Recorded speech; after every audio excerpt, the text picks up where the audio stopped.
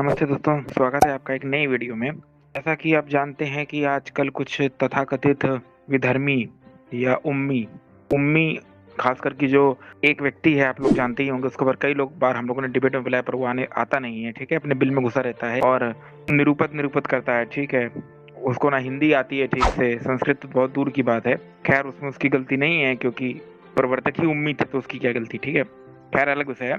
पर खाली उसी को नहीं, इवन जितने भी लोग हैं जो आक्षेप करते हैं, आज उस विषय पे बात होगी। वो विषय है सत्याग्रह प्रकाश का 8वां समुल्लास। और ये जो हमारा उम्मी है जो कटोरिस्तान भिखारी मुल्क से है, उसने भी बड़ा इस पर कुछ आक्षेप किया था। हालांकि तरह तरह समय समय बहुत सारे लोगों ने उत्तर देने की कोशिश की होगी इस पर, लेकिन एक नया तरीके से आज हम बात को रखेंगे और समझने की कोशिश करेंगे कि इसका ये भी पहलू हो सकता है। ठीक है, और यही है भी सही। अंत में हम ये सिद्ध कर देंगे कि यही सही है। ठीक है, तो आज का विषय है, क्या सूर्य आदि में मनुष्य हैं? इसका भ्रांति निवारण करेंगे। आइए शुरू करते हैं। तो इसके लिए हम सत्याग्रह प्रकाश की ओर चलते हैं। तो ये प्रसंग आता है सत्याग्रह प्रकाश के 8वें समुल्लास में। अब यहाँ पर जब 8वां समुल्लास आप पढ़ेंगे तो पहली बात तो मैं आपको एक बात स्पष्ट कर दूं कि कोई भी चीज या कोई भी प्रकरण आप पढ़ें तो पूरी संगति लगानी चाहिए। संगति का अर्थ होता है कि शुरू से लेकर आखिर तक उसको पढ़िए। वो प्रकरण जहां से शुरू होता है, जहां पर खत्म होता है, पूरा उसको पढ़िए। उसके बाद उसकी संगति लगाइए कि एक के बाद दूसरी पंक्ति के बाद तीसरी चौथी करके वो आपस में लग रही है कि नहीं। तभी किसी विषय पर विचार बनाना सही होता है। खाली एक शब्द को लेकर हम कुछ विचार बना लें तो इससे भ्रांति ही होती है। तो इसको समझते हैं। तो प्रश्न कर रहा है पूर्व पक्षी, क्या सूर्य चंद्र और तारे क्या वस्तु हैं और क्या उनमें मनुष्य आदि सृष्टि है व नहीं?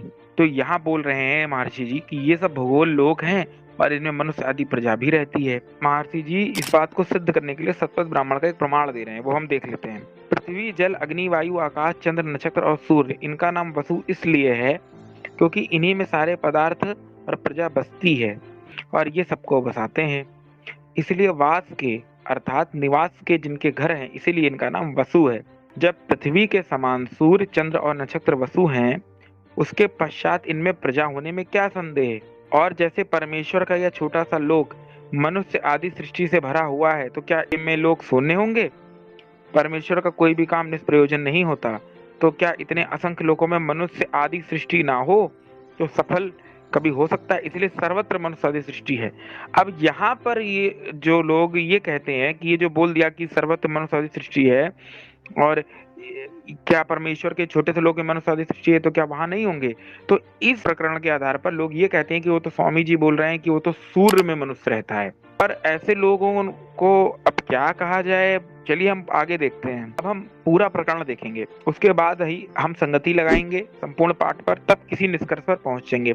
तो मैंने कुछ बिंदु बनाए हैं, ठीक है, इन पर आप गौर करिएगा। पहला, यहाँ पर ध्यान देने योग्य बात यह है कि यहाँ दो वस्तुओं की बात चल रही है। एक तो जो हमको बसाता है जैसे सूर्य, चंद्रमा आदि, और दूसरा वो जिसमें हम बसते हैं जैसे पृथ्वी। अब जो सूर्य, चंद्रमा आदि नक्षत्र हैं वो क्या है? वो हमको बसाते हैं और पृथ्वी आदि में हम बसते हैं। अतः इन दोनों की संगति आगे के प्रकरण में भी लगेगी, इसको नोट करके रखिएगा। यानी यहाँ पर महर्षि जी दो चीजों की बात कर रहे हैं, एक वो लोगों की बात कर रहे हैं जो बसाते हैं और एक वो लोगों की बात कर रहे हैं जिसमें हम बसते हैं। तो ये संगति आगे तक चलेगी, इसको ध्यान रखिएगा। अब हम दूसरा पॉइंट लेते हैं। जहाँ ऋषि ने असंख्य लोक बोला है, यदि हम इसका ये अर्थ लें कि उन असंख्य लोकों में हर जगह सूर्य आदि पर मनुष्य आदि सृष्टि है, तो इस बात का प्रथम बिंदुओं में जो वसु वाली बात थी उससे कॉन्ट्रडिक्ट हो जाएगी, यानी उससे संगति नहीं लगेगी। क्यों? क्योंकि पहले बिंदु में हमने क्या चर्चा की कि वहां बोला है कि एक वो लोग हैं जो बसाते हैं और एक वो है जिनमें हम बसते हैं। ठीक है, यानी सूर्य आदि बसाते हैं, पृथ्वी में बसते हैं। तो अगर हम इस यहाँ पर ये मान लें पल के लिए कि सर्वत्र मनुष्य आदि सृष्टि से ये अर्थ लें कि वो तो सब जगह मनुष्य आदि सृष्टि है, तो फिर ये संगति फेल हो जाएगी।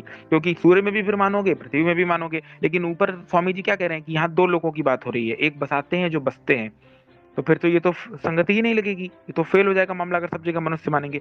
तो यहाँ यही संगति सही लगेगी, पृथ्वी आदि पे मनुष्य हैं, बाकी जो सूर्य आदि लोग हैं वो उनको बसाते हैं, उनमें मनुष्य आदि प्रजा नहीं है। अब आप खुद सोच लीजिए, अगर हर जगह सूर्य आदि पे मनुष्य ही होगा तो बसाने में कौन सहायक होगा और हम किसमें बसेंगे भाई? आगे ये भी तो कहा है कि परमेश्वर का काम निष्प्रयोजन नहीं होता। तो अब परमेश्वर का काम फिर तो निष्प्रयोजन हो जाएगा, फिर तो इस तरह से चलेंगे। तो अब अगला प्रश्न देखते हैं, इसी के आगे जो संगति है कि जैसे इस देश में मनुष्य आदि सृष्टि की, अब वो पूर्व पक्षी पूछ रहा है कि जैसे इस देश में यानी पृथ्वी आदि में मनुष्य आदि या भारत में जिस देश की बात हो रही है, सृष्टि की आकृति या अवयव है वैसे अन्य लोकों में है या उसकी विपरीत है।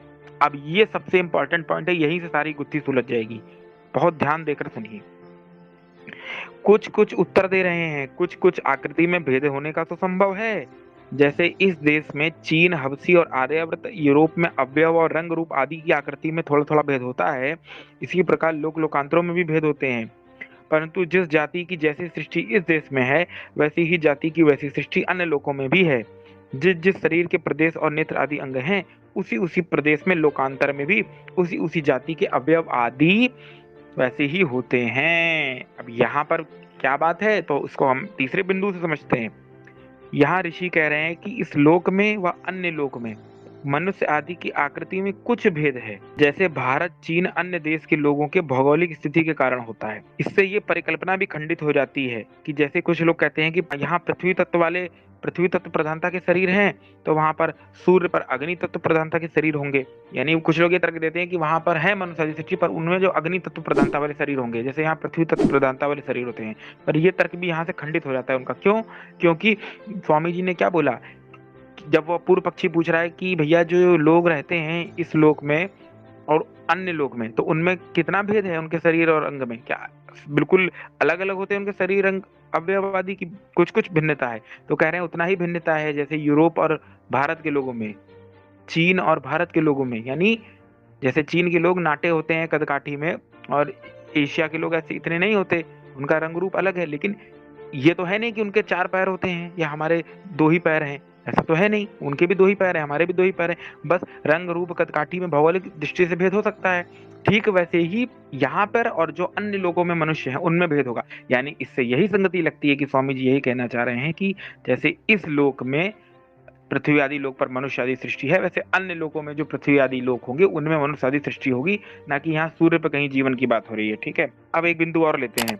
जब यहाँ अब आप सोच, अब आपको मैं एक तर्क देता हूँ। जब यहाँ पृथ्वी पर सब जगह मनुष्य नहीं होते, अनेकों द्वीप, अनेकों वन्य जीव अलग अलग प्रजाति के पाए जाते हैं, 75% हिस्सा तो जल ही है, तो अन्य लोकों में भैया सब जगह कैसे हो जाएंगे मनुष्य?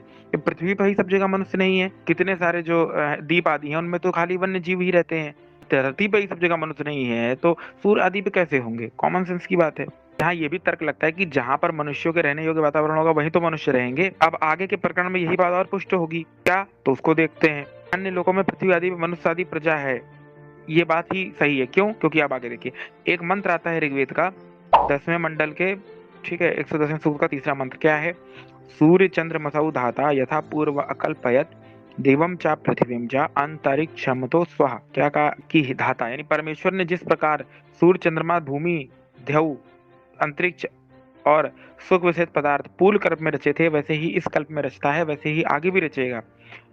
जैसे सब लोग लोकांतर बनाए उसमें भेद नहीं होता, यानी जो सृष्टि का क्रम है वो वैसे ही चलता है। जैसे इस कल्प में सूर्य, चंद्रमा आदि नक्षत्र बनाए, वैसे अन्य कल्पों में भी बनाएगा। अब 5वां बिंदु लेते हैं। जैसा कि आपने ऊपर देखा कि परमात्मा का कोई भी कार्य निष्प्रयोजन नहीं होता। उसने सूर्य, चंद्रमा आदि लोग बनाए हैं हमारे कल्याण के लिए। बिना सूर्य आदि के अन्य आदि पृथ्वी पर उग ही नहीं सकता, क्योंकि सूर्य के प्रकाश में सारी प्रोसेस होता है, प्रकाश संश्लेषण आदि का। अतः ऊपर यही कहा जा सकता है कि ये सब वसु हैं जो पृथ्वी पर जीवन में सहायक होते हैं। अब यदि मान लीजिए एक पल के लिए मैं ये मान लूं कि यहाँ पृथ्वी एवं सूर्य दोनों पर मनुष्य रूपी प्रजा रहती है, तो ईश्वर की न्याय व्यवस्था अर्थात सर्वज्ञता, वेद की नित्यता पर प्रश्न चिन्ह नहीं लग जाएगा।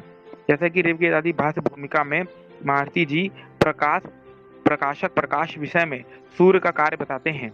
क्या बताते हैं? कि अन्य लोकों में प्रकाश करना सूर्य का कार्य है। यही बात तो संगति लगेगी पहले बिंदु पर। पहला बिंदु क्या था कि 2 वसु की बात की, एक जो हमें बसाते हैं, बसाने में सहायक है जैसे सूर्य आदि, और एक जिनमें हम बसते हैं। ठीक है, अगला प्रश्न करता है कि जिन वेदों का इस लोक में प्रकाश है उन्हीं का उन लोकों में प्रकाश होगा बनी? तो कह रहे हैं उन्हीं का है। जैसे एक राजा की राज व्यवस्था नीति सब देशों में समान होती है, उसी प्रकार परमेश्वर की राज्य व्यवस्था और वेदोक्त नीति अपने सृष्टि रूपी सब राज्यों में एक सी है। अब यहाँ पर अगर सूर्य में मनुष्य मानोगे तो वहां भैया वेद आदि कैसे पढ़ेंगे? कॉमन सेंस की बात है, वहां तो इतनी हीट है। तो अब इससे संगति से सिद्ध है कि स्वामी जी का यही मत है कि अन्य लोक लोकांतरों में जो पृथ्वी आदि गए हैं, जहां मनुष्य के रहने लायक वातावरण है, वहीं पर मनुष्य आदि प्रजा है, सब लोगों में नहीं है। इसीलिए तो वो तुलना में कह दिए कि जैसे यहाँ का रंग उतना ही भेद है उन लोगों के मनुष्यों में जितना चीन और भारत के लोगों में। कॉमन सेंस की बात है। अब एक आखिरी बिंदु लेते हैं। अंत में हम एक और अकाट्य प्रमाण दे रहे हैं, जिससे कोई आज के बाद कोई सवाल ही नहीं उठा पाएगा इस विषय पर। जैन मत खंडनम जो 12वां समोल्लास से सत्यार प्रकाश हुआ, उससे दे रहे हैं। यहाँ महर्षि जी खुद कह रहे हैं कि सूर्य आदि के ताप को मनुष्य झेल नहीं सकता। आइए पढ़ते हैं। यहाँ पर मिलाया जाए तो 132 सूर्य, ऐसे ही 66 चंद्रमा, दोनों दिशाओं की पंक्तियां मिलाई जाए तो 132 चंद्रमा मनुष्य लोक में चाल चलते हैं। ये जैनियों की किताबों की बात हो रही है। यहाँ चंद्रमा के साथ नक्षत्र आदि की पंक्तियां बहुत सी हैं, तो उत्तर में दे रहे हैं, यानी समीक्षा करें महर्षि जी। इस भूगोल में 132 सूर्य और 132 चंद्रमा जैनियों के घर में ही तपते होंगे। भला जो तपते होंगे तो जीते कैसे हैं? यानी जब इतने ताप होगा तो जियोगे कैसे भाई? 132 सूर्य होंगे जहाँ, और रात्रि में इतनी सारी चंद्रमा होगा तो शीत में मर जाओगे। ये संभव बात वही करता है जो भूगोल खगोल को नहीं जानता। जब एक सूर्य इस भूगोल के सदस्य अनेक भूगोलों को प्रकाश करता है तो छोटे से भूगोल की कथा ही क्या कहनी। यानी क्या कह रहे हैं, देखो भाई, इस भूगोल में जैनी इतने तपते होंगे, जैनियों के घर में ही होंगे इतने सूर्य आदि। भला जो तपते होंगे तो वो जीते कैसे होंगे? यानी वो खुद कह रहे हैं कि सूर्य के ताप में मनुष्य नहीं जी सकता। ये देखो क्या लिखा है, भला जो इतने सूर्य तपते होंगे तो ये लोग जीते कैसे होंगे? इससे सिद्ध हो रहा है कि स्वामी जी खुद कह रहे हैं कि सूर्य आदि के प्रकाश से मनुष्य जीवित नहीं रह सकता। यानी वो मानते ही नहीं है कि सूर्य आदि पर मनुष्य रह सकता। बस बात खत्म हो गई। अंत में यही निष्कर्ष निकलता है कि महर्षि जी का यही आशय है कि अन्य लोगों में मनुष्य आदि सृष्टि पृथ्वी आदि लोक में ही होगी, सर्वत्र नहीं। ठीक है। इसी बात की पुष्टि महान आर्य विद्वान पंडित युधिष्ठिर मीमांसा जी भी करते हैं और मुनि सत्यजीत जी भी करते हैं। सत्यार्थ प्रकाश की अपनी टिप्पणी में वो लिखते हैं कि प्रकरण के अनुरोध से वैसी ही जाति की सृष्टि का एक पाठ होना ही युक्त है। अर्थात जिस प्रकार के सूर्य चंद्रमा देव भूमि विशेष पूर्व कल्प में रचे, वैसे देखिए वही वेद मंत्र का वो भी हवाला दे रहे हैं, सूर्य चंद्रमा वाला। जिन वेदों का प्रकाश इस श्लोक में उन्हीं का अन्य में है। प्रकरण के अनुरोध से वैसी ही जाति की सृष्टि का पाठ होना युक्त है, वो भी यही बात बोल रहे हैं। ठीक है। और मुनि जी की भी बात भी यही है जो मुनि जी यहाँ लिख रहे हैं। ठीक है। वो आप जाकर चैनल में देख सकते हैं, उनके पूरा इस पर एक वीडियो ही उनका समीक्षा के, तो हम आपका उसका जो लिंक होगा वीडियो का वो हम डिस्क्रिप्शन में दे देंगे। ठीक है। इसी बात के साथ सबको सादर नमस्ते। आशा है आपको ये प्रकरण समझ में आया होगा।